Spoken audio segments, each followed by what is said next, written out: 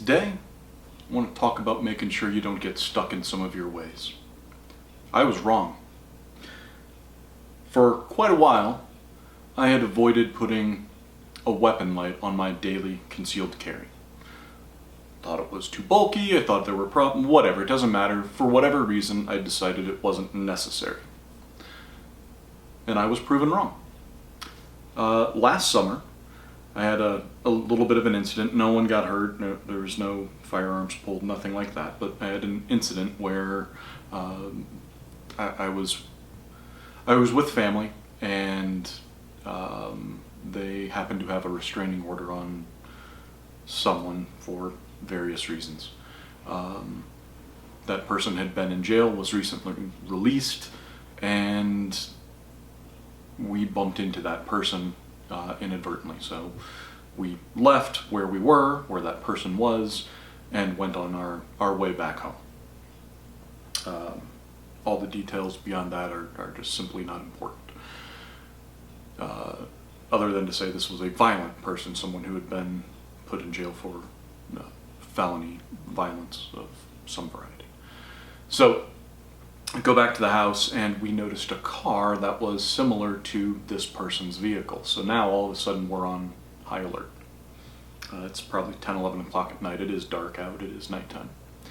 Of course, I'm carrying, but the realization that there could be someone there, and I wouldn't have a way to identify them for sure should something happen,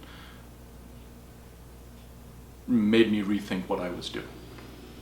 So that's the background, and as soon as that happened, when I came back home, I got myself set up with a weapon light and a holster for my concealed carry firearm.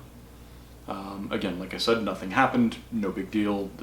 It's just one of those things that a series of events made me realize that my thinking was incorrect. So, let's talk about what I did. I'm still using my Wilson EDC X9S. This is my daily carry. I've had it for, I can't even remember, over a year now. And what I've done is I've picked up a TLR-7 stream light. So, we'll show you this real quick.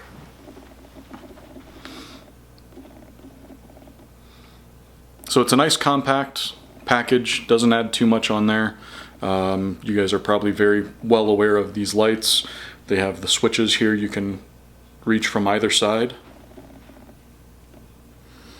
If you hold it down, it becomes momentary and comes off. If you just tap it, it will stay on. So I'll show you that again because I was using the wrong hand. A quick tap turns it on, tap to turn off, or if you hold, when you release, the light will go off. So very nice, I like that. So one of the problems with this setup is this gun is, while it is essentially a 2011, it's not a very common platform, and so finding specific holsters for it can be a little bit of a challenge. I know because I've got a number of the staccatos that a holster for a staccato C2, any of their other ones, or my DVC carry, actually works fairly well for this gun. So that's what I've done. I actually went through a couple of them, but I've landed on a Tenicor holster. This one is specifically made for a C2 with a micro light, that's what they call this. The holster grips onto the light. So you'll get a lot of wear on the light as you holster and unholster, but the holster grips onto the light as opposed to alongside the slide like many holsters would. Now I do have to do a modification to make this work properly, but that's easy enough, I've done it before. So let me just show you this holster real quick. This is Tenicor. They call it the SIGAX Lux 2. So flip that around. Just make sure that we focus. Good job. Now one of the things that happened, I'm going to holster this here. Initially when I bought this, and it still does now, the barrel of the gun sits inside that holster by about 1/2 of an inch, 3/4 of an inch, okay? This is problematic because before I did my modification, you could actually push this down further and you would get it to bottom out where your safety would get into this section down here that curves around the safety. You would get this gun able to push down that 3/4 of an inch. What I ended up doing, just took a heat gun, heated up. You'll actually see this Kydex get a little shimmery, and then you can go ahead and reform it so that the gun doesn't go any further than you need it to. So anyway, this is where I've ended up. This is what I've been carrying. This is what my current setup is. It's very nice. I like it. The addition of the light adds a lot of usability, a lot more capability, if you will, with no downside. This holster is no larger than my old holster was that didn't have the accommodation for the rail light. So in this instance, there's no downsides. I'm glad I'm doing it. So I've learned from my mistake and adjusted what I'm doing. As far as this holster is concerned, it's actually very comfortable.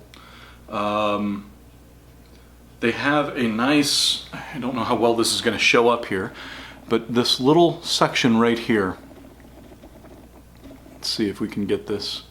You can see that it kind of comes out like this towards your body when you're wearing it. This actually is up against your body down in this area.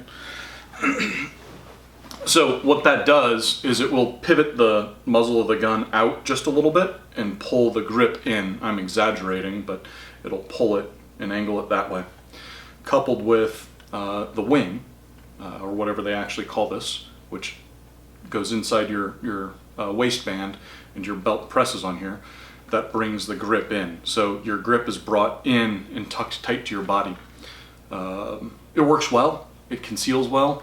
I wear t-shirts and shorts and it works really well. No problems there. They do give you a warning that this is a very hard wearing holster and to expect wear on your finish. It's a carry gun, this is a tool. I expect it to get worn, doesn't bother me in the least, but just be aware, this does create a little bit more wear on your finish than some of the other holsters may be doing. This comes with these utility clips, which I hadn't used previously. I kind of prefer just the single clip, but these work very well. It's just putting it on takes a little bit more time and you have to be a little bit more careful. So let's go ahead and show you what this is like concealed in just a plain t-shirt. Alright, so you can see I'm wearing an appendix. This is clipped in here, and just wearing a regular t-shirt, this conceals very well. Now if I wanted to, I could go ahead and make it print, and you can see where it is, but overall that conceals incredibly well and I have no problems.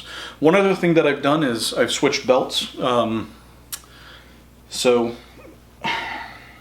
this is a Nex belt, which I do like. I'm very happy with it, and the primary thing that I like is I'm able to move the buckle over to the side of where the gun is. So if my gun's right here, I move the buckle to the side, and now I'm not stacking the buckle on top of my holster, which is what was happening with my leather belts. So that's how this setup looks with an EDC X9S. As far as a draw is concerned, draw is very easy, not a problem. Overall, that's a pretty good setup. So, like I said, I've learned, had some experiences that had me rethink what I was doing, and I just made some adjustments, and I suggest that you keep an open mind on what's out there. I'm also contemplating changing over to red dots. I still, I am still not good with them. I I feel better with the irons. Maybe it's just because it's a crutch for me, but I'm proficient in irons, and I do have an astigmatism, so the red dot's always been a little bit on the blurry side for me. But I know that they work very well. You can be faster, you can acquire your target easier. Like they have a lot of pluses, and I would always recommend someone try them and push for them. I'm not there yet, but that is probably one of the next things that I will do. I just need to take away all the excuses and go get more time with one. I mean, I have them, so it's not a big deal. It's just getting to the point where I'm trained with them and proficient with them. So just keep that in mind, learn, and be open to making changes to whatever you're doing. Anyway, I guess the other final update that I'll give you is on this EDC X9S itself. I believe they've renamed this to the SFX9 or something along those lines. Same gun, just a different name. This thing has been flawless, zero problems. I try to shoot it as much as I can. I've got a few thousand rounds through it. I don't really know at this point, but I haven't had any issues. When I go to the range, I always go through whatever defensive ammo I have in my magazine and then use my range ammo to practice from there. But my first shots are always the 10 that I've been carrying, so that's my way of rotating out. I still very happy with this gun, very accurate, very nice, it's pleasant to shoot, no downsides. For what it is, it's been fantastic. I am contemplating going back to my DVC carry, actually a Staccato C2 milled for the red dot, but I still have the same issue where the grip is longer and it prints more than I like, so we'll see where that ends up. But for now, this is what I'm using. Highly recommend it. If it suits your budget and suits your needs, you can't go wrong with it. It's been fantastic.